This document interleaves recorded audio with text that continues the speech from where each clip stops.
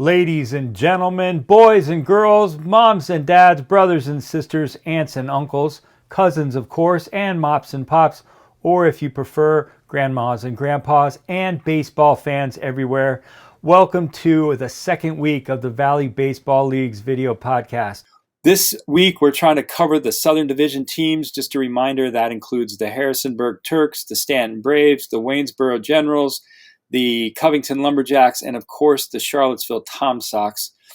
And as we cover the Southern Division and really any team in this league, one of the things that really stands out to me is the fact that Dayton Moore, when I interviewed him, said it best. Rather than me tell you what Dayton Moore said, let me let Dayton tell you what Dayton said.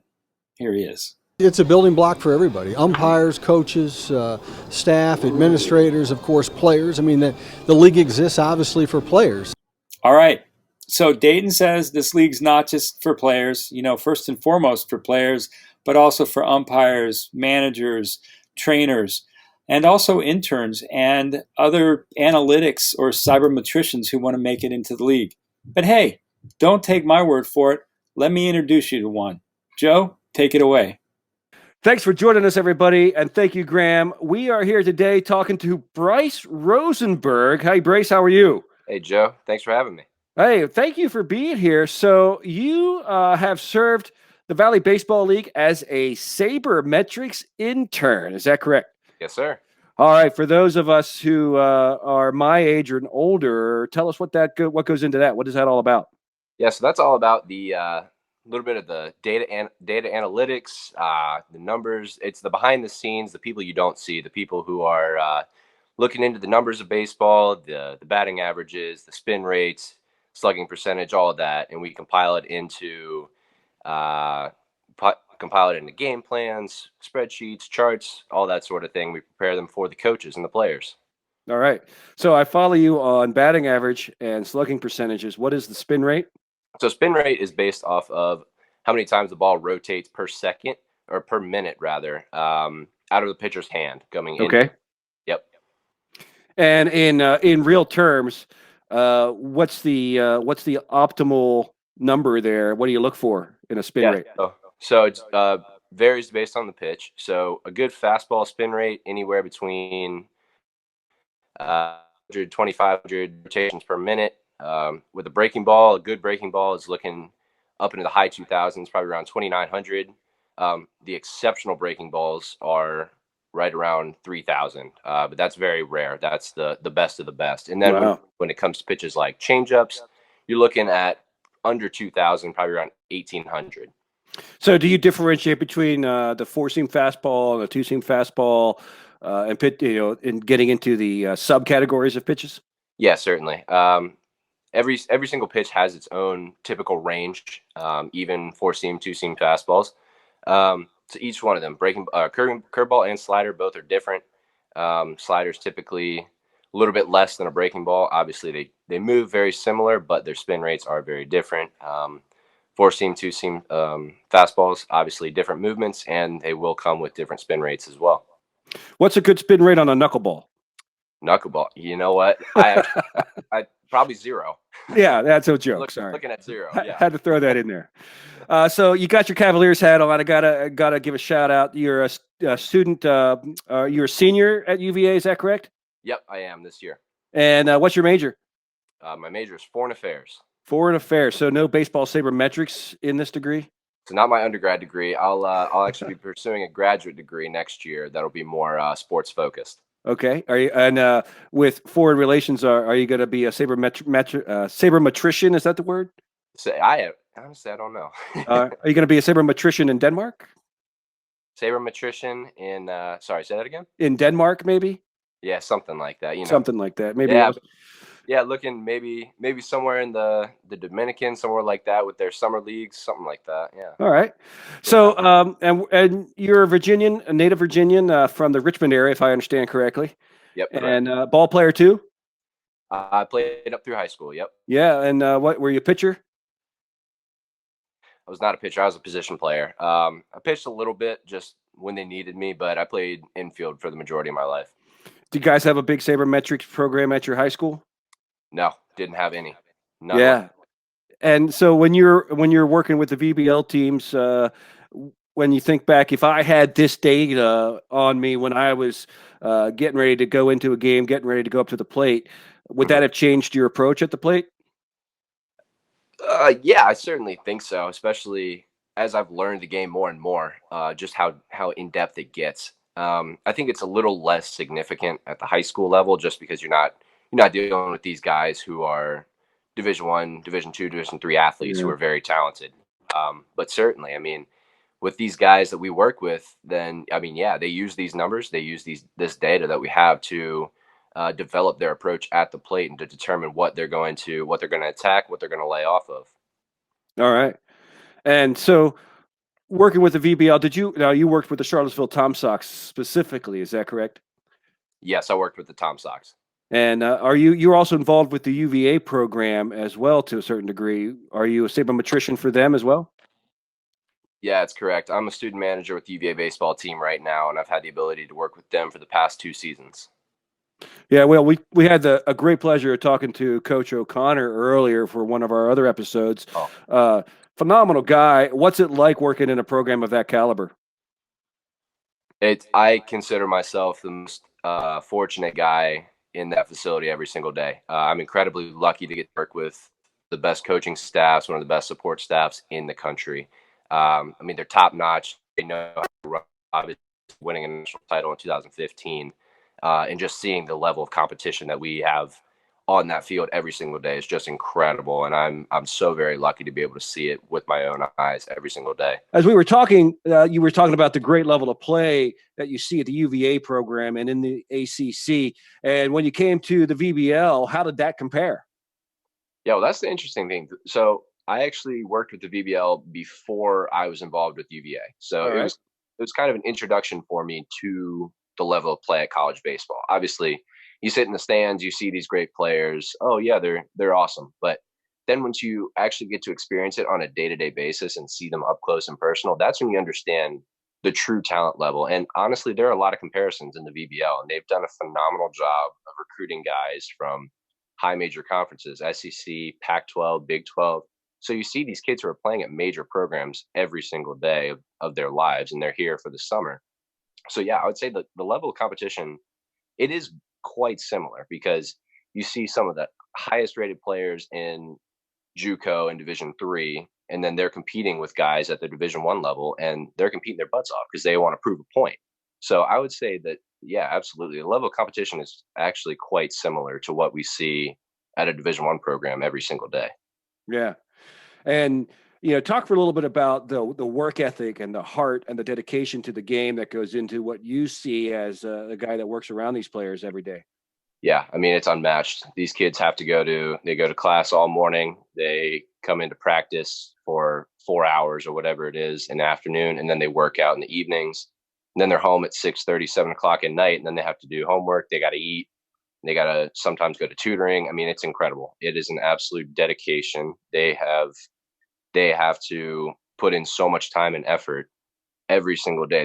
They can't take a day off. That's the thing. Mm-hmm. Whereas every other college student, if we want to take it easy one day, then we can push off a paper, we can push off studying for a test one extra day.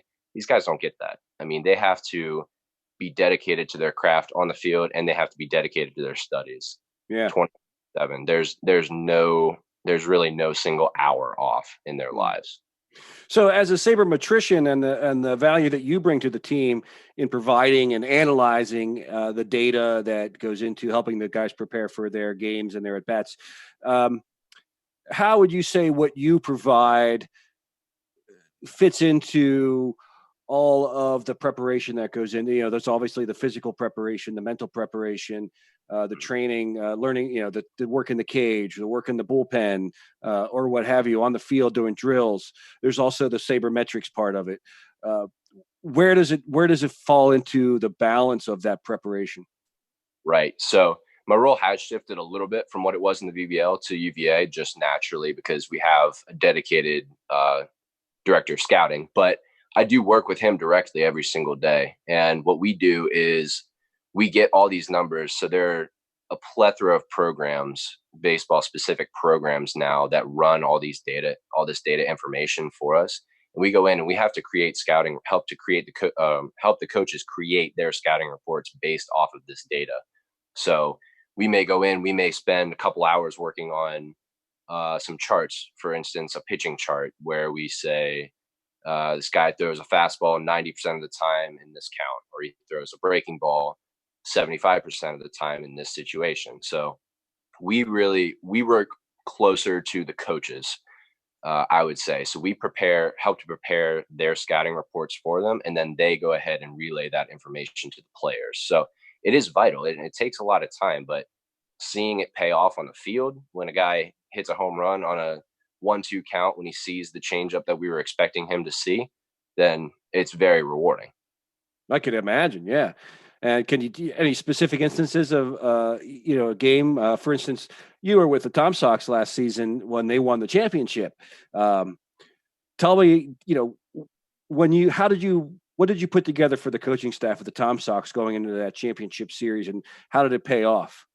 Right. So I actually worked the year before when we were in the series, but we lost it. Yeah. I'm sorry. Well, let me ask that question again. So you obviously worked with the Charlottesville Tom Sox back in the summer of 2018. Now, you didn't end up victorious in the championship series against the Newmarket Rebels, but you had tell me some instances, some specific things about what you prepared the team for and what you saw and how it changed specific at-bats or specific final scores, for instance. Right. So I actually worked a lot with the video that summer. So I got to work on a lot of like pitching overlays, and I also got to work with a lot of the hitters, just getting them video of their swing so that then they can go back and look at it, see what's wrong with it, and then they can go ahead, work on the cage, and then implement it during the games. So I spent hours and hours over the summer getting the video feed up onto a Google Drive for them. And I mean, we recorded every single at bat. So they had access to each one of their at bats, each one of their swings. And I think the most rewarding instance, as you were mentioning, was a guy named Alex Martinet. He played at Davidson and played for the Tom Sox that summer.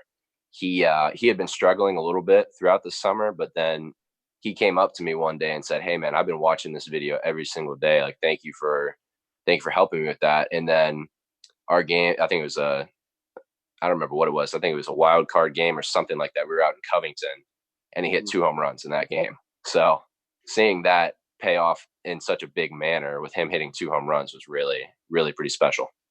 Well, that's a fantastic story. And so, would you be thinking about, let me start over. So with your role with the Cavaliers baseball team at UVA, how does the experience with the VBL help you now in your current role? Yeah, it's huge. That's the thing. It's huge. Being able to have that opportunity with the Tom Sox. Obviously, it's a volunteer position, but I mean, that's what you have to do to find your way in the door. You got to be willing to sacrifice. You got to be willing to take those positions where you're not getting anything, but it's because you love what you're doing. And because I took that position and because I got to work with the Tom Sox and with the VBL that summer, it really helped me to get my foot in the door. Jeff Burton, the leader over at the Tom Sox, he's very tight with the Virginia staff. And because I was willing to take that position and work hard for him that summer, he was willing to go to bat for me with those guys and help me get my foot in the door with UVA. So would you have your job at UVA if it weren't for the VBL and John? Very, very unlikely. Yeah, it was a critical jumping off point for me. Yeah. So what would you say to younger kids like yourself who, current high schoolers or younger college students who are super into baseball and the numbers? What do you got to do to get to where you are? I would say, look, you're not going to start off working for the New York Yankees. You're not going to be able to take those big positions right off the bat. You gotta go step by step. You're gonna have to start low, no matter what. In any situation in life, you're gonna have to start out at the low position, but you got to work your way up. You got to find your local team, your local minor league team, your local summer league team, like I did with the Tom Sox. Find a low A team or rookie ball team in your town. Ask for any sort of position. I was able to work with the Richmond Flying Squirrels a couple summers ago too, and I sold raffle tickets. It's those little positions, the smaller positions that you don't think are going to get you far, but it gives you credibility because you're willing to take those positions and work your way up. So don't get discouraged because it's going to be tough. I mean, those long bus trips home from Winchester to Charlottesville, getting home at 2 a.m., they weren't always fun, but that's the sacrifice you have to be willing to make to really get into a pretty special position that I have. Yeah. And that'll lead to, hopefully in your case, a paid career in either the metric side or the front office side in the game of baseball. Exactly. Yeah. All right. So, Bryce, one last question before we let you get back to your day. But so going forward now, obviously, we don't have baseball here in 2020. But as we look forward to getting back into the stands as fans for the 2021 season, from a sabermetrician perspective, what's some things that we should look for? How can we watch the game better and get more enjoyment out of it? Ooh, that's a great question. What I've been doing personally is I've been going back and watching the greats from the 60s, 70s, and 80s. Pete Rose, all these guys. I've been going and watching guys who are so passionate about the game and who love it so very much. And just seeing their passion and drive for baseball is getting me fired up and getting me so ready to get back out onto the field. So just keeping the passion and drive you have for the game, going back and watching some of the most memorable moments that you have in your life from watching baseball, I think that's the best way to do it. There you go. That's great. Well, that's a great answer. I'm going to go back and watch some Pete Rose videos now. Yeah, there you go. All right. Bryce Rosenberg, former intern with the Charlottesville Tom Sox and current assistant associate for the University of Virginia baseball team. Thank you very much for joining us. Enjoy the rest of your summer, and hopefully we'll see you in the stands here in 2021. Yep, sounds great. Thanks so much for having me. Have a good day. Bye. All right, sports fans, that's going to do it for us tonight. I hope you've enjoyed this kind of behind-the-scenes tour. It's not just the players that make it into the majors. It's the coaches. It's the umpires. It is the staff. So I hope you enjoyed the interview with Gavin, and I hope you enjoyed the interview with Bryce. There are two examples of how people with a passion who come to the Valley League can move on and up in the baseball and become successful anywhere they go. All right, programming note. Tomorrow night, we'll bring you an interview with Mark Pifer. And Mark is the general manager of the Covington Lumberjacks. Pretty exciting stuff. They've got a great program. They've got a great sponsor and a gentleman down there who kind of chaperones that team and provides baseball to the community as a give back. You'll learn all about that tomorrow. Then the day after, we're going to bring you Zac Cole. Zac has quite a story. Northern Division and Valley League champion in 2018, went to Waynesboro and is really a coach's coach interview. Zac talks about a couple of transitional games in the 2019 season. I'm not going to give the interview away just yet, but I want to let you know that we're going to bring you some baseball action as well. We're going to bring you at least one of those games and hopefully two of them. Kind of helped him. Well, you know what? Enough out of me for now. You want to find out about it? Come back on Friday. All right? Until then, I'm Graham Knight for the Valley Baseball League, and on behalf of all the teams and the league, I want to wish you all perfect health, and I wish you all a speedy return to the baseball diamond. Thanks for watching. We'll see you again tomorrow night at 7 right here on the Valley Baseball League's YouTube channel. Good night.